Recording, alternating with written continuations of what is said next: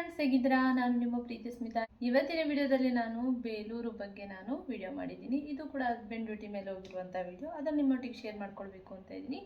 ಈ ವಿಡಿಯೋ ಒಂದು ಶಿಲ್ಪಿಗಳು ಕೆತ್ತಿರುವಂತಹ ಒಂದು ಅದ್ಭುತವಾದ ಆಕಾರಗಳು, ಶಿಲ್ಪಕಲೆಗಳು ಅಂತಲೇ ಹೇಳ್ಬೋದು. ಈ ವಿಡಿಯೋನ ನಿಮ್ಮೊಟ್ಟಿಗೆ ನಾನು ಶೇರ್ ಮಾಡ್ಕೊಳ್ತೀನಿ. ಅದೇ ರೀತಿ ಇದ್ರ ಬಗ್ಗೆ ಕೂಡ ನಿಮಗೆ ಮಾಹಿತಿ ಕೊಡ್ತೀನಿ. ಈ ಒಂದು ವಿಡಿಯೋ ನೋಡ್ಕೊಂಬರೋಣ ಅಲ್ಲ, ಬನ್ನಿ ಫ್ರೆಂಡ್ಸ್. ಕರ್ನಾಟಕದ ಹೆಮ್ಮೆಯ ಐತಿಹಾಸಿಕ ಮತ್ತು ಧಾರ್ಮಿಕ ಪ್ರವಾಸಿ ತಾಣವಾದ ಬೇಲೂರು. ಕರ್ನಾಟಕದ ಹಾಸನ ಜಿಲ್ಲೆಯಲ್ಲಿರುವ ಬೇಲೂರು ಒಮ್ಮೆ ಹೊಯ್ಸಳರ ಸಾಮ್ರಾಜ್ಯದ ರಾಜಧಾನಿಯಾಗಿತ್ತು. ಈ ಪಟ್ಟಣವು ತನ್ನ ಅದ್ಭುತ ಶಿಲ್ಪಕಲೆ, ಶ್ರೀಮಂತ ಇತಿಹಾಸ ಮತ್ತು ಭವ್ಯವಾದ ದೇವಾಲಯಗಳಿಂದ ವಿಶ್ವದಾದ್ಯಂತ ಪ್ರಸಿದ್ಧಿಯಾಗಿದೆ. ಸುಮಾರು 900 ವರ್ಷಗಳ ಹಿಂದೆ ಹೊಯ್ಸಳ ರಾಜ ವಿಷ್ಣುವರ್ಧನ ಅವರು ಕ್ರಿಸ್ತಶಕ 1117ರಲ್ಲಿ ಶ್ರೀ ಚೆನ್ನಕೇಶವ ದೇವಾಲಯವನ್ನು ನಿರ್ಮಿಸಿದರು. ಈ ದೇವಾಲಯವನ್ನು ವಿಜಯದ ಸಂಕೇತವಾಗಿ ಕಟ್ಟಿಸಲಾಗಿದೆ ಎಂದು ಇತಿಹಾಸ ಹೇಳುತ್ತದೆ. ಇಂದಿಗೂ ಈ ದೇವಾಲಯವು ಹೊಯ್ಸಳರ ಕಲಾವೈಭವವನ್ನು ಜಗತ್ತಿಗೆ ಪರಿಚಯಿಸುತ್ತಿದೆ. ಬೇಲೂರಿನ ಪ್ರಮುಖ ಆಕರ್ಷಣೆ ಎಂದರೆ ಶ್ರೀ ಚೆನ್ನಕೇಶವ ದೇವಾಲಯ.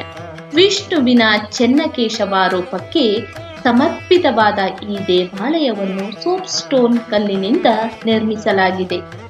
ಈ ಕಲ್ಲಿನ ಮೇಲೆ ಅತ್ಯಂತ ಸೂಕ್ಷ್ಮವಾದ ಕೆತ್ತನೆಗಳನ್ನು ಮಾಡಲಾಗಿದೆ. ದೇವಾಲಯದ ಹೊರಭಾಗವನ್ನು ಗಮನಿಸಿದರೆ ಆನೆಗಳು, ಕುದುರೆಗಳು, ಸಿಂಹಗಳು, ನವಿಲುಗಳು, ಯುದ್ಧದ ದೃಶ್ಯಗಳು, ರಾಮಾಯಣ ಮತ್ತು ಮಹಾಭಾರತ ಕಥೆಗಳು, ದೇವದೇವಿಯರ ಮೂರ್ತಿಗಳು ಹಾಗೂ ನೃತ್ಯ ಭಂಗಿಗಳಲ್ಲಿ ನಿಂತಿರುವ ಮದನಿಕೆಗಳನ್ನ ಶಿಲ್ಪಕಲೆಗಳು ಕಣ್ಣಿಗೆ ಬೀಳುತ್ತವೆ. ಪ್ರತಿಯೊಂದು ಶಿಲ್ಪವು ಕಲಾವಿದರ ಅದ್ಭುತ ಪ್ರತಿಭೆಯನ್ನು ತೋರಿಸುತ್ತದೆ. ದೇವಾಲಯದೊಳಗೆ ಕಾಲಿಟ್ಟ ತಕ್ಷಣವೇ ಕಾಣುವ ಶಾಂತ ವಾತಾವರಣ ಮನಸ್ಸಿಗೆ ನೆಮ್ಮದಿಯನ್ನು ನೀಡುತ್ತದೆ. ಎತ್ತರದ ಕಂಬಗಳು, ಅದ್ಭುತವಾದ ಕೆತ್ತನೆಗಳು ಮತ್ತು ವಿಶಾಲವಾದ ಮಂಟಪವು ಪ್ರತಿಯೊಬ್ಬ ಪ್ರವಾಸಿಗನನ್ನು ಆಶ್ಚರ್ಯಗೊಳಿಸುತ್ತದೆ. ಈ ಒಂದು ಸ್ಥಳ, ಇಲ್ಲಿ ಇರುವ ಪ್ರಸಿದ್ಧ ಕಂಬಗಳಲ್ಲಿ ಒಂದಾದ ನರಸಿಂಹ ಕಂಬ ಮತ್ತು ಹೊಳಪಿನಿಂದ ಮಿನುಗುವ ಲೇತ್ನಲ್ಲಿ ತಿರುಗಿಸಿ ಮಾಡಿದ ಕಲ್ಲಿನ ಕಂಬಗಳು ಹೊಯ್ಸಳರ ತಾಂತ್ರಿಕ ನೈಪುಣ್ಯವನ್ನು ತೋರಿಸುತ್ತದೆ. ಈ ದೇವಾಲಯವು ಕೇವಲ ಪೂಜಾ ಸ್ಥಳವಲ್ಲ, ಇದು ಇತಿಹಾಸ, ಕಲೆ, ಸಂಸ್ಕೃತಿ ಮತ್ತು ಭಕ್ತಿಯ ಅದ್ಭುತ ಸಂಗಮವಾಗಿದೆ. ಇಲ್ಲಿ ಬರುವ ಪ್ರತಿಯೊಬ್ಬರು ಶಿಲ್ಪಿಗಳ ಸೌಂದರ್ಯವನ್ನು ನೋಡಿ ಬೆರಗಾಗುತ್ತಾರೆ. ಚೆನ್ನಕೇಶವ ದೇವಾಲಯದ ಹೊರಭಾಗವನ್ನು ನೋಡುತ್ತಿದ್ದಂತೆ ಇಲ್ಲಿ ಮಾಡಿರುವ ಸೂಕ್ಷ್ಮ ಕೆತ್ತನೆಗಳು ಪ್ರತಿಯೊಬ್ಬರ ಗಮನ ಸೆಳೆಯುತ್ತವೆ. ಒಂದು ಕಲ್ಲಿನ ಮೇಲೆ ಇಷ್ಟೊಂದು ನಿಖರವಾಗಿ ಶಿಲ್ಪಿಗಳನ್ನು ಕೆತ್ತಿರುವುದು ನಿಜಕ್ಕೂ ಆಶ್ಚರ್ಯಕರವಾಗಿದೆ. ಪ್ರತಿಯೊಂದು ಶಿಲ್ಪಕ್ಕೂ ತನ್ನದೇ ಆದ ಕಥೆ ಇದೆ. ದೇವಾಲಯದ ಗೋಡೆಗಳ ಮೇಲೆ ರಾಮಾಯಣ, ಮಹಾಭಾರತ ಮತ್ತು ಭಾಗವತದ ಅನೇಕ ಪ್ರಸಂಗಗಳನ್ನು ಶಿಲ್ಪ ರೂಪದಲ್ಲಿ ಕೆತ್ತಲಾಗಿದೆ. ಅವುಗಳನ್ನು ಗಮನಿಸುತ್ತಾ ಹೋದರೆ ಪುರಾಣದ ಕಥೆಗಳು ಕಣ್ಣ ಮುಂದೆ ನಡೆಯುತ್ತಿರುವ ಅನುಭವವಾಗುತ್ತದೆ. ಈ ದೇವಾಲಯದ ಪ್ರತಿಯೊಂದು ವಿಶೇಷ ಆಕರ್ಷಣೆ ಎಂದರೆ ಮದನಿಕೆ ಶಿಲ್ಪಗಳು, ವಿವಿಧ ನೃತ್ಯ ಭಂಗಿಗಳು, ಸಂಗೀತ ವಾದ್ಯಗಳನ್ನು ನುಡಿಸುವ ಕಲಾವಿದರು ಹಾಗೂ ಸಾಂಪ್ರದಾಯಿಕ ಉಡುಗೆಯಲ್ಲಿ ಕೆತ್ತಿರುವ ಈ ಶಿಲ್ಪಗಳು ಹೊಯ್ಸಳರ ಕಲಾವೈಭವವನ್ನು ಸಾರುತ್ತವೆ. ಇವುಗಳನ್ನು ನೋಡಲು ದೇಶ ವಿದೇಶಗಳಿಂದ ಸಾವಿರಾರು ಪ್ರವಾಸಿಗರು ಆಗಮಿಸುತ್ತಾರೆ. ದೇವಾಲಯದ ಒಳಭಾಗದಲ್ಲಿರುವ ಕಲ್ಲಿನ ಕಂಬಗಳು ಅತ್ಯಂತ ನಯವಾಗಿ ರೂಪುಗೊಂಡಿವೆ. ಕೆಲವು ಕಂಬಗಳು ಕನ್ನಡಿಯಂತೆ ಹೊಳೆಯುವಷ್ಟು ಮೃದುವಾಗಿದೆ. ಅದೇ ರೀತಿ ಇಷ್ಟು ವರ್ಷಗಳಾದರೂ ಅವುಗಳ ಸೌಂದರ್ಯ ಇನ್ನೂ ಹಾಗೆಯೇ ಉಳಿದಿದೆ. ಗರ್ಭಗುಡಿಯಲ್ಲಿ ಶ್ರೀ ಚೆನ್ನಕೇಶವ ಸ್ವಾಮಿಯ ದಿವ್ಯ ಮೂರ್ತಿ ಭಕ್ತರಿಗೆ ಶಾಂತಿ ಮತ್ತು ಭಕ್ತಿಯ ಅನುಭವವನ್ನು ನೀಡುತ್ತದೆ. ಇಲ್ಲಿ ಭಕ್ತರು ದೇವರ ದರ್ಶನ ಪಡೆದು ತಮ್ಮ ಕುಟುಂಬದ ಸುಖ, ಆರೋಗ್ಯ ಮತ್ತು ಸಮೃದ್ಧಿಗಾಗಿ ಪ್ರಾರ್ಥಿಸುತ್ತಾರೆ. ದೇವಾಲಯದ ಸುತ್ತಲೂ ನಡೆಯುತ್ತಾ ಪ್ರತಿಯೊಂದು ಶಿಲ್ಪವನ್ನು ಗಮನಿಸಿದರೆ ಕಲಾವಿದರ ತಾಳ್ಮೆ, ಪರಿಶ್ರಮ ಮತ್ತು ಅದ್ಭುತ ಕೌಶಲ್ಯ ಸ್ಪಷ್ಟವಾಗಿ ಕಾಣಿಸುತ್ತದೆ. ಆಧುನಿಕ ಯಂತ್ರೋಪಕರಣಗಳಿಲ್ಲದ ಕಾಲದಲ್ಲಿ ಇಂತಹ ಅದ್ಭುತ ದೇವಾಲಯವನ್ನು ನಿರ್ಮಿಸಿರುವುದು ನಿಜಕ್ಕೂ ಹೆಮ್ಮೆಯ ವಿಷಯ.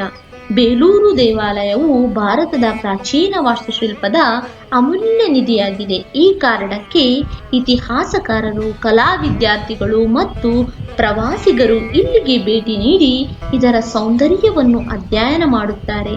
ದೇವಾಲಯದ ಸುತ್ತಮುತ್ತ ಸ್ವಚ್ಛ ವಾತಾವರಣ, ಸುಂದರ ಉದ್ಯಾನಗಳು ಮತ್ತು ಶಾಂತ ಪರಿಸರ ಇರುವುದರಿಂದ ಇಲ್ಲಿ ಸಮಯ ಕಳೆಯುವುದು ಮನಸ್ಸಿಗೆ ತುಂಬಾ ಸಂತೋಷವನ್ನು ನೀಡುತ್ತದೆ.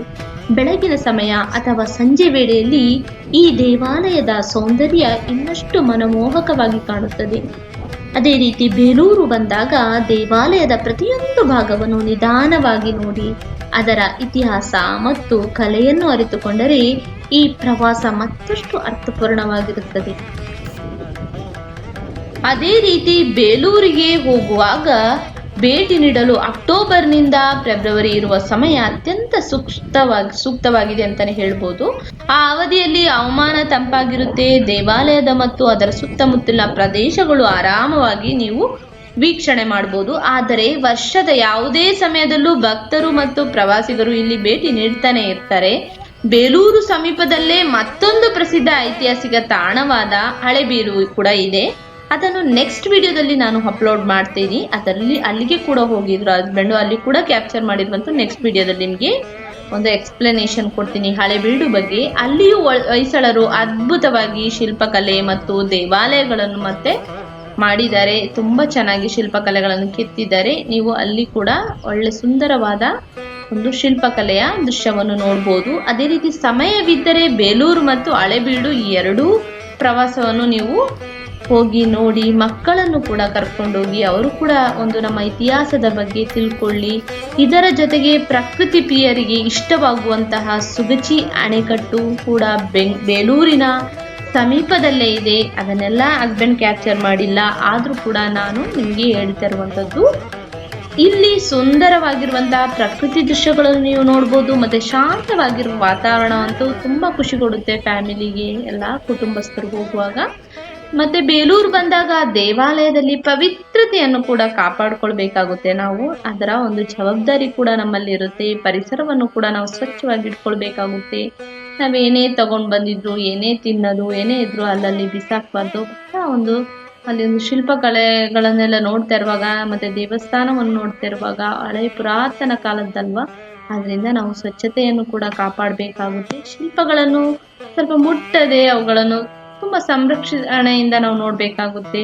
ಅದನ್ನು ಪದೇ ಪದೇ ಒಬ್ಬರು ಮುಟ್ಟಿದಾಗ ಅದು ಕೂಡ ಹಾಳಾಗೋಕೆ ಚಾನ್ಸ್ ಇರುತ್ತೆ. ತುಂಬಾ ವರ್ಷಗಳಿಂದ ಬಂದಂತ ದೇವಾಲಯ ಅಲ್ವಾ, ದೇವಾಲಯ ನಿಯಮಗಳನ್ನು ಕೂಡ ನಾವು ಪಾಲಿಸಬೇಕಾಗುತ್ತೆ. ನಮ್ಮ ಪರಂಪರೆಯನ್ನು ಮುಂದಿನ ಪೀಳಿಗೆ ಕೂಡ ಉಳಿಯುವುದಕ್ಕೆ ಇದೊಂದು ಕರ್ತವ್ಯವನ್ನು ಮಾಡುತ್ತೆ. ಅಂದ್ರೆ ನಮ್ಮ ಮುಂದಿನ ಜನರೇಷನ್ ಅವರಿಗೆ ಇದೊಂದು ಉಳಿಯೋದಕ್ಕೆ ನಮ್ಮ ಒಂದು ಚಿಕ್ಕ ಒಂದು ಏನು ಅಂತ ಹೇಳ್ಬೋದು, ನಮ್ಮ ಚಿಕ್ಕ ಒಂದು ತ್ಯಾಗ ಅಂತಾನೆ ಹೇಳ್ಬೋದು, ಅಥವಾ ಒಂದು ಕೇರ್ ಮಾಡುವಂಥದ್ದು ಅಂತಾನೆ ಹೇಳ್ಬೋದು. ಅದೇ ರೀತಿ ಈ ದೇವಾಲಯವನ್ನು ನೋಡಿದಾಗ ನಮ್ಮ ಪೂರ್ವಜರ ಕಲೆ, ಸಂಸ್ಕೃತಿ ಮತ್ತು ವಾಸ್ತುಶಿಲ್ಪದ ಬಗ್ಗೆ ಹೆಮ್ಮೆ ಮೂಡುತ್ತದೆ. ಇಂತಹ ಅಮೂಲ್ಯ ಪರಂಪರೆ ಕರ್ನಾಟಕದ ಹೆಮ್ಮೆಯಷ್ಟೇ ಅಲ್ಲ, ಇಡೀ ಭಾರತ ಹೆಮ್ಮೆ ಕೂಡ ಆಗಿದೆ ಅಂತಾನೆ ಹೇಳ್ಬೋದು. ಅದೇ ರೀತಿ ನಮ್ಮ ಹಸ್ಬೆಂಡ್ ಹೋದಾಗ, ಈ ಕೆಲಸದ ಮೇಲೆ ಹೋದಾಗ ನಾನು ಹೇಳಿದಾಗೆ ಇಲ್ಲಿ ವಿಡಿಯೋ ಮಾಡ್ಕೊಂಡಿರುವಂತ ಅದನ್ನು ನಿಮ್ಮೊಂದಿಗೆ ಹಂಚ್ಕೊಳ್ಬೇಕು ಅಂತ ಹೇಳ್ಬಿಟ್ಟು ನಾನು ನಿಮ್ಮೊಟ್ಟಿಗೆ ಹಂಚ್ಕೊಂಡಿದ್ದೀನಿ. ಅದರ ಬಗ್ಗೆ ನಾನು ಎಕ್ಸ್ಪ್ಲೋರ್ ಕೂಡ ಮಾಡ್ತಾ ಇದ್ದೀನಿ. ನಿಮ್ಗೆಲ್ಲರಿಗೂ ತುಂಬಾ ಖುಷಿಯಾಗಿದೆ ಅಂತ ತಿಳ್ಕೊಂಡಿದ್ದೀನಿ. ಈ ವಿಡಿಯೋನ ನೋಡಿ ನಮ್ಮ ಒಂದು ಇತಿಹಾಸದ ಬಗ್ಗೆ ನೀವು ಕೂಡ ಚೆನ್ನಾಗಿ ತಿಳ್ಕೊಂಡ್ರಿ ಅಂತ ನಾನು ತಿಳ್ಕೊಂಡಿದ್ದೀನಿ ಈ ವಿಡಿಯೋದಲ್ಲಿ. ಅದೇ ರೀತಿ ನೀವು ಬೇಲೂರು ಸೌಂದರ್ಯ ಮತ್ತು ಇತಿಹಾಸವನ್ನು ನೀವು ಕೂಡ ಅನುಭವಿಸಿದ್ದೀರಿ ಈ ಒಂದು ವಿಡಿಯೋದಲ್ಲಿ ಎಂದು ನಾನು ಭಾವಿಸ್ತಾ ಇದ್ದೀನಿ. ನೀವು ಯಾವಾಗಾದ್ರೂ ಬೇಲೂರಿಗೆ ಭೇಟಿ ನೀಡಿದ್ರೆ, ಅವಕಾಶ ಸಿಕ್ಕಾಗ ಒಮ್ಮೆ ಖಂಡಿತವಾಗಿ ನೀವು ಈ ಒಂದು ಸ್ಥಳಗಳಿಗೆಲ್ಲ ಹೋಗಿ ಅಲ್ಲಿ ಶಾಂತ ವಾತಾವರಣ, ಅದ್ಭುತ ಶಿಲ್ಪಕಲೆ ಮತ್ತು ಭಕ್ತಿ ಅನುಭವ ನಿಮ್ಮ ಮನಸ್ಸಲ್ಲಿ ಸದಾ ಉಳಿಯುತ್ತೆ ಅಂತಾನೆ ಹೇಳ್ಬೋದು. ಈ ವಿಡಿಯೋ ನಿಮ್ಗೆಲ್ಲರಿಗೂ ಇಷ್ಟವಾದ್ರೆ ದಯವಿಟ್ಟು ಲೈಕ್ ಮಾಡಿ, ಶೇರ್ ಮಾಡಿ. ಅದೇ ರೀತಿ ಪ್ರತಿಯೊಂದು ಇಂತಹ ಇನ್ನಷ್ಟು ಐತಿಹಾಸಿಕ ಮತ್ತು ಆಧ್ಯಾತ್ಮಿಕ ಸ್ಥಳಗಳನ್ನು ನಾನು ಹೋದಾಗ ನಿಮ್ಮೊಂದಿಗೆ ಈ ಒಂದು ಚಾನಲ್ನಲ್ಲಿ ಶೇರ್ ಮಾಡಕ್ಕೆ ಇಷ್ಟಪಡ್ತಾ ಇದ್ದೀನಿ. ಅದೇ ರೀತಿ ಕೆಲವೊಂದು ನಾನು ಟ್ರಾವೆಲ್ ಬ್ಲಾಗ್ಗಳನ್ನ ಹಾಕ್ತೀನಿ, ವ್ಲಾಗ್ಗಳನ್ನ ಹಾಕ್ತೀನಿ. ನೀವೆಲ್ಲ ಎಂಜಾಯ್ ಮಾಡ್ತೀರಾ ಅಂತ ತಿಳ್ಕೊಂಡಿದ್ದೀನಿ. ಅದರಿಂದ ಏನಾದರೂ ತಪ್ಪಿದ್ರೆ ಖಂಡಿತವಾಗಿ ಕ್ಷಮೆ ಇರಲಿ. ಏನಾದರೂ ತಪ್ಪಿದ್ರು ಕೂಡ ನೀವು ಕಮೆಂಟ್ ಮೂಲಕ ನನಗೆ ತಿಳಿಸ್ಬೋದು.